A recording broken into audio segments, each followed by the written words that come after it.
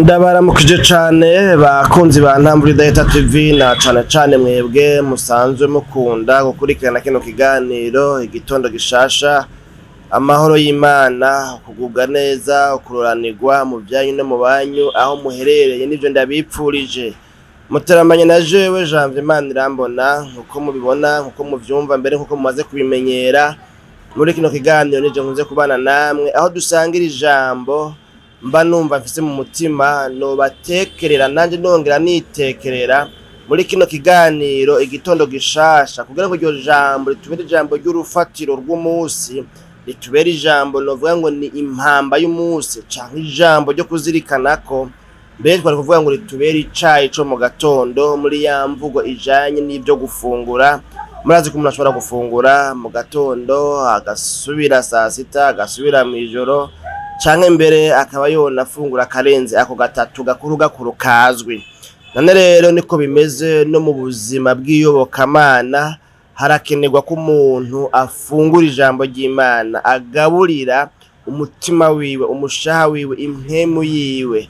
Imana yacu nidutabare. Rero mfise ijambo ngomba ko dusangira muri kino gitabo ca Yobu nizera ko mumaze kumwumva ko vyinshi mubibwiwe n'aba canke bariya canke namwe muvyisomeye, ko kubera ko ubu buri muntu wese avyipfuje arafise uburenganzira kandi arafise access ku gusoma ijambo ry'Imana hanyuma akaritahura. None rero Yobu ni igice ca 14 dusoma novuga ngo ku murongo w'indwi wonyene, munyemeye mbere tubanaye tugeze ku murongo w'10. Hama twumve mu ijambo ndondere ryo havuga ngo kuko hari ivyizigiro vy'igiti iyo giciwe yuko kizokwongera kunaga, kandi ibitontomya vyaco ko bitazobura, naho umuzi waco usazira mw'ivu n'igishitsi caco kigahera mu kuzimu, ariko iyo cumvise amazi gica kinaga kigashamika nk'igiti kikiri gito. Ariko umuntu we arapfa akigira maheriheri, mbere impwemu z'umuntu zirahera, none aba akiri hehe? Imana yacu ni dutabare. Nano majambo bene data bakunzi ba kino kiganiro igitondo gishasha, nipfuje kubatekerera, nipfuje ko dusangira muri uno mwanya utaba umwanya muremure. Ngomba ko duhagarara no majambo avuga ngo haracariho ivyizigiro. Imana yacu nidutabare. Ngaha ukurikiranye neza ya majambo avuga kuri zino nkuru za Yobu, usanga Yobu yari mu bihe yihebuye, yiganyiye, bivanye n'ivyago yahuye navyo.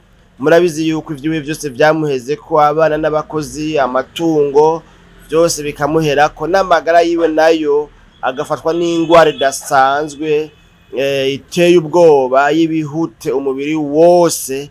Imana yacu nidutabare. Mbere abandi bavuga ngo ijya ngwara yagwaye ngo ni cancer yo mu maraso, ibintu nyene nk'ivyo, ariko mugabo sivyo tugomba kwinjiramwo, naho navyo bikenewe kubimenya. Kumbure mbega iyo ngwara ari ingwara yihe, twisunze zihari muri kino gihe, vyoba byari bimeze gute? Imana yacu nidutabare. Rero ngo Yobu rero ngaha turavye amakuru ingene agenda atwereka yuko n'ubundi we watatahura ivyo ariko aracamwo kubera ariko arabicamwo, kandi yabona ko yagerageje kubaha Imana no gushira mu ngiro ivyimusaba. Aho naho nyene vyokwega yandi mateme menshi, yandi masije menshi, ibindi vyigwa vyinshi. Imana yacu nidutabara. Ariko mugabo nagomba ngo duhagare kuri ano majambo ngaha tubona hari indanzi y'amajambo ivuga ngo Yobu asaba Imana ngo imwereke ivyo yacumuye ivyo ari vyo. Imana yacu nidutabare. Ngaha rero Yobu yerekana ko we uko asanzwe abizi ko hariho ibintu bibonekana ko mengo ntibigira ivyizigiro vyo gusubira kubaho. Imana yacu nidutabare. Ngaho somye uzosanga yaravuzemwo ibintu bidafise ivyizigiro vyo kubaho. Aha nabonye ibintu bishaka kuri hafi 4. Yavuze yuko ikibabi ikibabi bubabi, ni kuvuga ibabi muraribona, yavuze ko ibabi bubabi, ibabi nyene kurya turizi riri mu bintu bidafise ivyizigiro.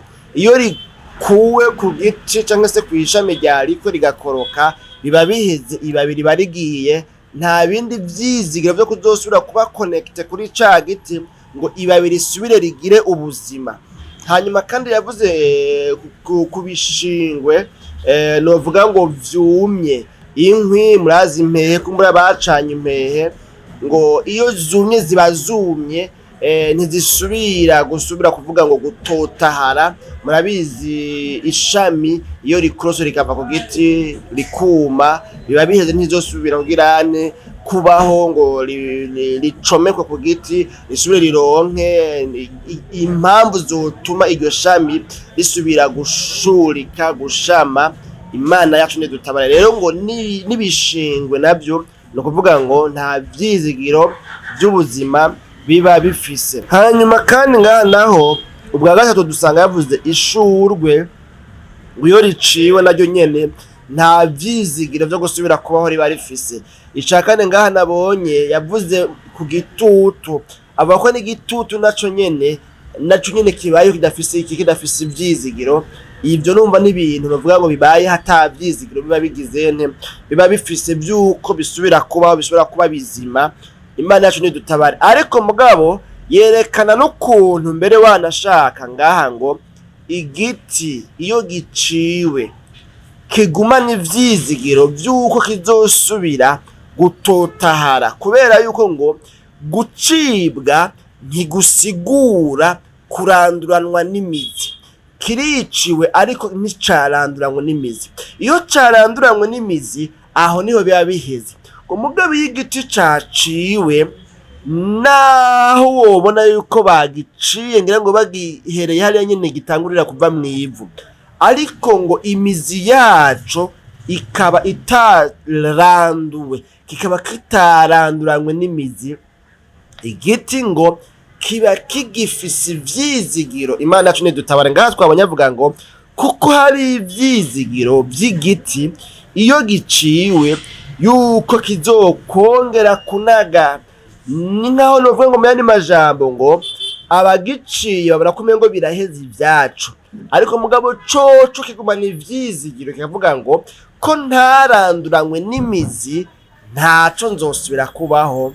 Imana yacu nidutabare. Bene data bakunzi bakino kiganiro igitondo gishasha, rero dusomye nga tukamanuka, rero usanga ku murongo w'10 hoho rero Yobu yerekana yuko umuntu we atariko bimeze, ko naho igiti gifise ivyizigiro, ariko ngo umuntu ngo kaba kabaye biba biheze. Imana yacu nidutabara. N'amajambo rero Yobu yavuze ari muri bino bihe vyiwe, novuga ngo vyo kwihebura, vyo kubona ko umuntu agiye biba biheze. Imana yacu nidutabara. Ariko mugabo ndabibutse yuko Yobu ngaha yarakiriho, yarakigihumeka. Mu bantu bari bakwiye kuba badafise ivyizigiro, Yobu ntiyararimwo. Imana yacu nidutabara. Ahubwo Yobu yarakwiye kubaho afise ivyizigiro, akavuga ngo ni koko narahuye na bino, naragize ibibazo ibi n'ibi, ariko mugabo ko ngihumeka biracashoboka, nosubira nkavyara n'abandi bana nabo bakanyirura, itunga nabuze vyokunda ko risubira kuboneka.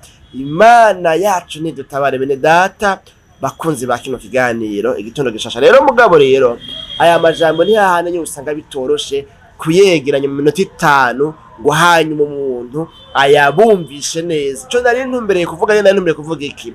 Nari ntumbereye kuvuga yuko Yobu kubw'ibihe yarimwo, kubw'ivyo yahuye nabyo, kubwo novuga ngo amakuba n'amageragezwa yararimo kino gihe, vyatumye hagera igihe abona yuko ubwiwe bwaheze bitagikunda, mbere kumengo asumbwa n'igiti camaze gucibwa, kuko coco kiba gisigaranye umuzi hariya mwivu, kivuga ngo imvura itevye kugwa, hamwe yogwa nanje nosubira nkanaga, nosubira ngashurika, nosubira nk'abigiti gihagaze.